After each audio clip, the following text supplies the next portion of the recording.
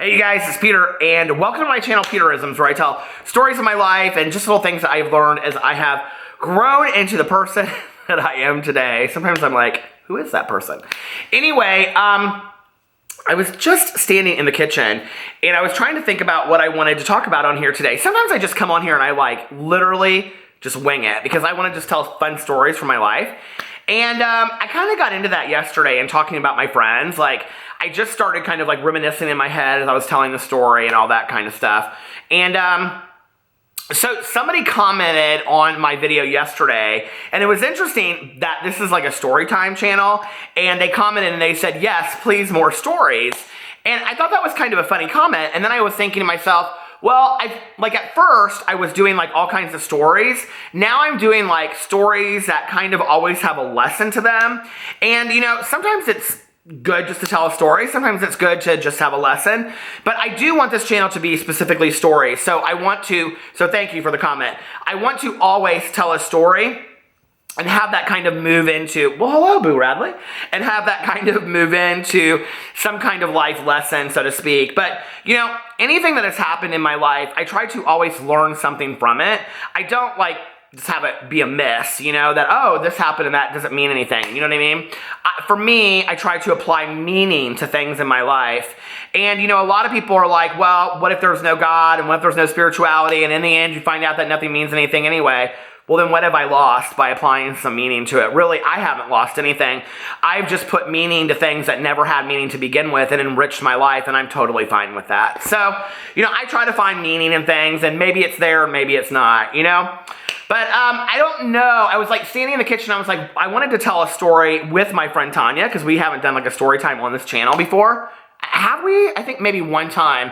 And so I was thinking about stories that I have that don't have to do with her, that don't have to do with my husband, that are stories of just Peter all alone. And so I actually was instantly thought about this road trip that I took.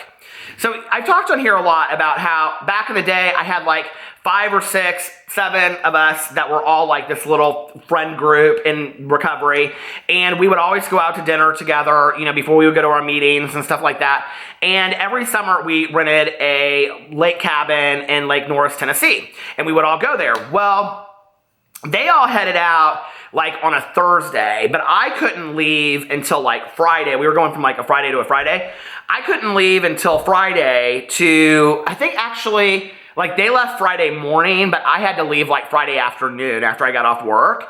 And this is a 7-hour drive from Indianapolis.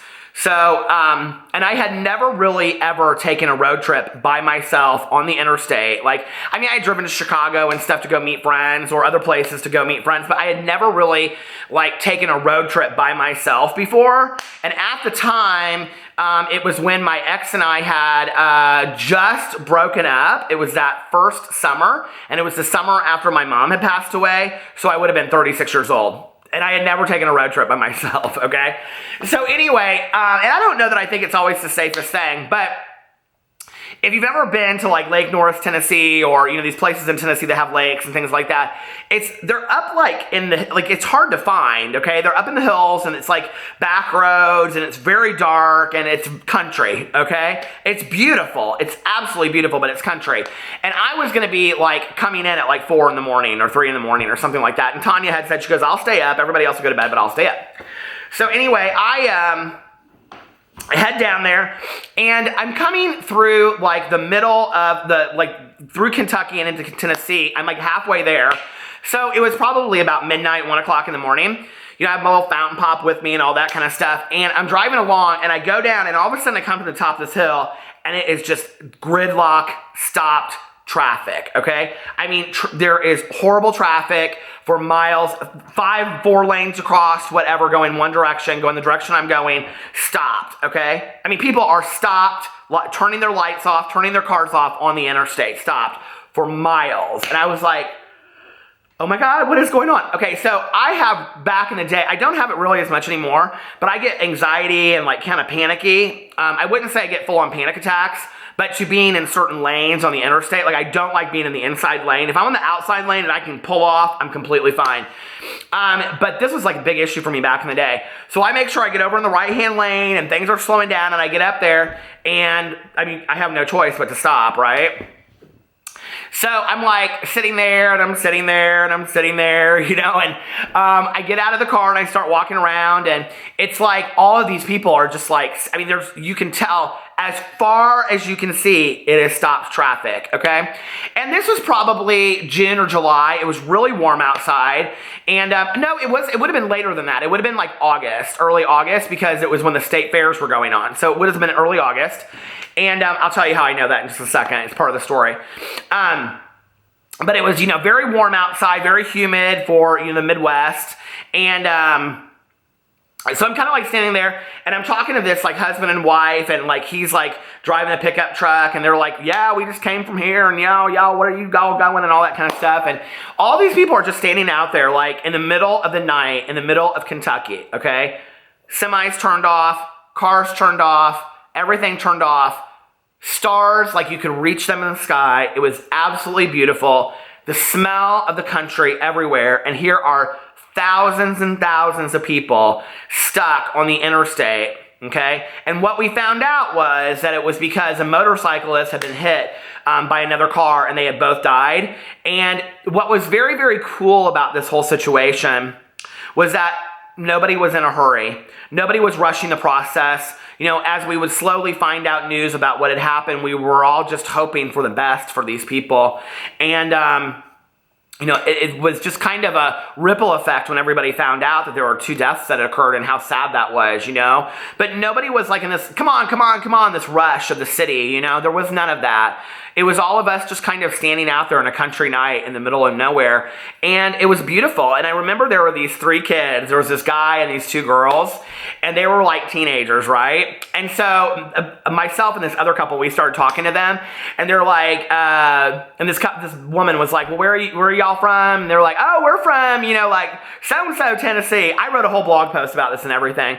And she's like, well, what are y'all doing up here? It's kind of far from here. And this one girl, she was so sweet. She's like, well, we went to the carnival in my town last week at the fair. Now I'm doing the southern accent because, y'all, I have a southern accent anyway, so I can do that, see? But anyway, she's like, it was so cute. She's like, well, I met this guy, and he travels with his dad, and he works for the fair, and so we went up to the state fair, and wherever the state fair was in Tennessee, I don't know.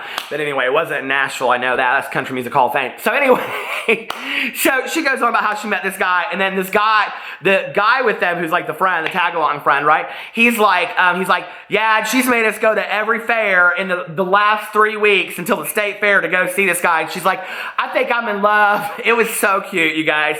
And we stood out here, this other couple and myself, and we talked to these 3 teenagers, and they're like, yeah, we're just excited we get to stay out for another couple hours because we had to be home by like 11 o'clock, but now we can't make home, you know, curfew. And I was like, well, you made sure to call your parents, right? And they're like, oh yeah, we called our parents, and they're like, you know, they just want us to be safe. And it was just like, it was one of those moments in time where it's like nothing extravagant, nothing over the top, nothing super exciting. It was just like, and I talked about this on my vlog the other night, like extensively about, like it was my bucket list video that I did. I think maybe I'm putting it up today. But I talked about like how the small moments in our lives mean more to us sometimes than the bigger moments in our lives. And that was my experience through that, you know? It was this amazing night in the middle of nowhere, eastern Kentucky. I don't even know where I was, Tennessee. I just crossed over from Kentucky into Tennessee, you know, and it was like beautiful outside, and we were all friendly to each other, and it was all nice. And I remember like an hour later, the traffic kind of slowly started moving, and we all said goodbye to each other. And I had this weird feeling like, I was like, I'm never going to see these people again. Like, who'd care, right?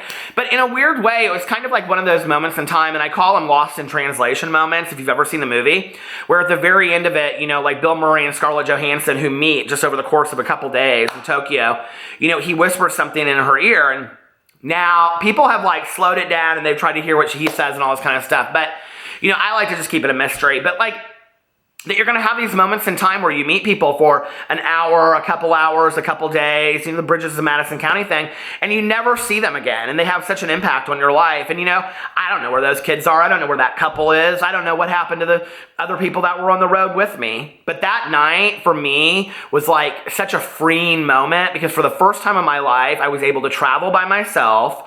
I was able to get out of my car and trust myself, and it just was such a sobering, fun, innocent moment in time. And I look back on that with like such fondness. I really do. I know that sounds corny, but I really, really do. It was like just one of those moments that was such a perfect summer night, Anyway, I hope you guys enjoyed that story. I love you, and I will see you tomorrow. Bye.